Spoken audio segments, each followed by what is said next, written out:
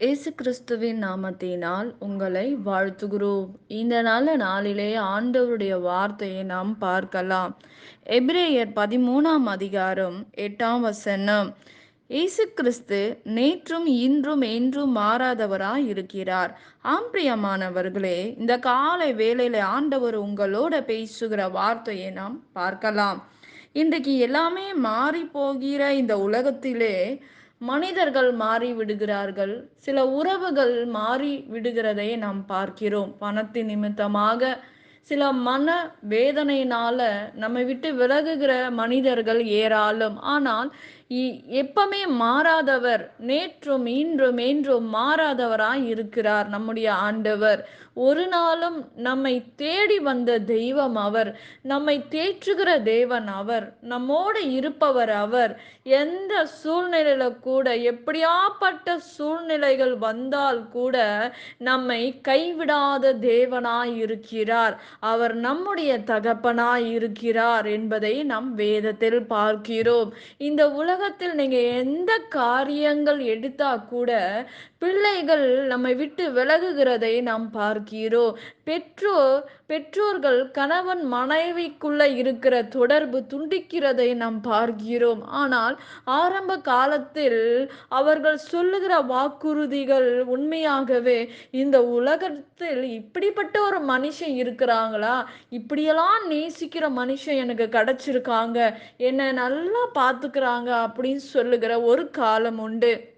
சில நாட்களில் பார்க்கும்போது அவர்கள் சொல்லுகிற குறைகளும், அவர்கள் ஒருவருக்கொருவர் பேசுகிற வார்த்தைகளும் சம்பந்தம் இல்லாமல் இருக்கும். ஆனால் ஆண்டவருடைய வார்த்தை அப்படி அல்ல. நான் உன்னை கைவிட மாட்டேன், நான் உன்னை நேசிக்கிறேன் என்று சொல்லுகிற வார்த்தை நம் ஜீவன் நம்மை விட்டு பிரியும் வரை அந்த வார்த்தை நிலை நிற்கும். ஒவ்வொரு நாளும் ஆண்டவர் சொல்லுகிற வார்த்தை பொய்யான வார்த்தை அல்ல. நாம் அவரை விட்டா கூட அவர் நம்மை விடாதபடி, அநேக நம்ம பாவத்தில் இருந்தால் கூட, பாவ வாழ்க்கையில் நாம் திரும்பும்போது கூட ஆண்டவர் நம்மை தேடி வந்து, இதை பண்ணாதப்பா, நீ என்னை பின்பற்றி வா, உன்னை நான் ஆசீர்வதிப்பேன், நான் உன்னை நிலைநிறுத்துவேன், இந்த சூழ்நிலையிலிருந்து உன்னை விடுதலை ஆக்குவேன் என்று ஆண்டவர் சொல்லுகிறதை நாம் பார்க்கிறோம். ஆனா மனுஷங்க அப்படி அல்ல. அவன் கீழே குழியில விழுந்தா கூட நின்னு பார்க்கிற ஜனங்கள் உண்டு.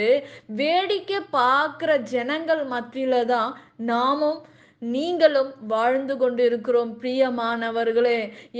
எப்ப இவன் விழ போறான், எப்ப இவன் தடுமாறி விழுந்து விடுவானோ, இவன் தொழில் அழிந்து விடுமோ, இவனுடைய வாழ்க்கை அழிந்து போகுமோ, இவன் மறிச்சிருவானா, அப்படி மனுஷன் இப்படிப்பட்ட காரியங்களை சொல்லுகிறதை நாம் பார்க்கிறோம். ஆனால் கர்த்தர் அப்படி அல்ல. உங்களையும் என்னையும் வாழ வைக்கிற தேவன் அவர். நமக்கு சமாதானத்தை கொடுக்க வந்திருக்கிறார், நமக்கு நிம்மதியை கொடுக்க வந்திருக்கிறார். நம்மை அழைத்த தேவன் உண்மை உள்ளவராய் இருக்கிறார் என்பதை நாம் பார்க்கிறோம் பிரியமானவர்களே. இன்றைக்கு கர்த்தர் என்னை பாதுகாப்பார் என்று ஆண்டவர் வாக்கு பண்ணினவர். நாம் கடைசி வரையும் அந்த வாக்குக்கு அவர் உண்மை உள்ளவராய் இருக்கிறார், பாத்திரவானாய் இருக்கிறார். நம்மை அழைத்த தேவன் உண்மை உள்ளவராய் இருந்து நம்மை நடத்துகிற தேவனாய் இருக்கிறதை நாம் பார்க்கிறோம் பிரியமானவர்களே. இன்றைக்கு அவர் நம்முடைய வாழ்க்கையில் மாறாதவராய் இருக்கிறார் என்பதை நாம் பார்க்கிறோம். எல்லாமே மாறி போகிற இந்த உலகத்திலே கர்த்தர் மற்றும் என்றென்றைக்கும் மாறாதவராய் இருக்கிறார் என்பதை நாம் பார்க்கிறோம் பிரியமானவர்களே. இந்த உலகம் நம்மை பார்த்து கைகொட்டி சிரிக்கும். ஆனால் நம்முடைய ஆண்டவர் அப்படிப்பட்டவர் அல்ல. நீங்கள் 100 முறை விழுந்தால் அவர் அழைத்த அழைப்பு கிருபையின் வரம் மாறாது என்று எழுதியிருக்கிறபடியால் அவர் நமக்கு வாய்ப்பு கொடுக்கிறதிலே சோர்ந்து போகிறது இல்லை. ஏனென்றால் நம்மை எப்படியாவது வாழ வைக்க வேண்டும் என்றுதான் அவருடைய விருப்பம். நாம் பாவ வாழ்க்கையில் கடந்து சென்றா கூட ஆண்டவர் எப்படியாச்சும் என் பிள்ளை என்கிட்ட வந்துடணும் நம்மை தேடி வருகிற தேவன். நான் ஒரு தவறு செய்து விட்டா மனுஷன் அதை சொல்லி சொல்லி என்ன பண்ணுவான், நீ இப்படி பண்ணிட்ட, நீ இப்படி பண்ணிட்ட அப்படின்னு நம்மை வேதனைப்படுத்துகிறவர்களாக இருக்கிறார்கள். ஆனா ஆண்டவர் அப்படி அல்ல.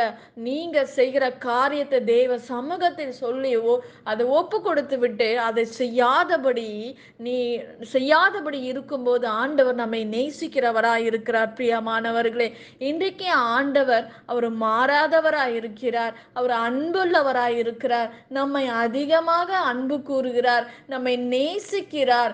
நமக்காக இந்த உலகத்தில் வந்தார்.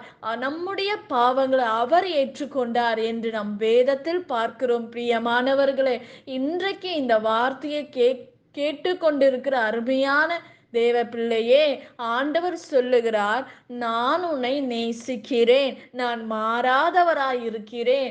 நேற்றும் இன்றும் என்றும் நான் மாறாதவராய் இருக்கிறேன் என்று சொல்லுகிறார். நம்மை அழைத்த தேவன் உண்மை உள்ளவர். நாம் ஜெபிக்கலாமா? பரலோகத்தில் வாசமாய் இருக்கிற அன்பின் பிதாவே, உங்க நாமம் மகிமைப்படுவதாக, உங்க ராஜ்யம் வருவதாக. ஆண்டவரே, இந்த நாளை உங்க கரத்துல ஒப்பு கொடுக்கிறோம். ஏசப்பா, எங்களோட வாழ்க்கையில வாங்க, எங்க தேவைகளை சந்திங்க, பண பிரச்சனைகளை மாற்றுங்க. ஆண்டவரே, பலவீனமா இருக்கிற ஆண்டவரே, உங்க பிள்ளைகளை விடுதலை ஆக்குங்க, அற்புதங்களை செய்யுங்க. மரண படுக்கையிலிருந்து கர்த்தாவே, பிசாசு ஆண்டவரே, அந்த மரணத்தை கொண்டு வந்து போடுகிற பிசாசின் தந்திரங்கள், பாதாளத்தின் வல்லமைகள், ஆண்டவரே, மனிதனுடைய வாழ்க்கையை பிடித்து கொண்டிருக்கிற மரணத்தின் ஆவிகள், வியாதிகளை கர்த்தர் விடுதலை ஆக்குங்கப்பா. இந்த நாள்ல ஆண்டவரே, என்னென்ன விண்ணப்பங்கள் உங்க சமூகத்துல வைக்கிறார்களோ கர்த்தர் பதில் கொடுங்க, அற்புதங்களை செய்யுங்க. இயேசுவின் நாமத்தில் வேண்டுகிறோம் எங்கள் ஜீவனுள்ள நல்ல தகப்பனே, ஆமேன். கர்த்தர் தாமே உங்களை ஆசீர்வதிப்பாராக. ஆமேன்.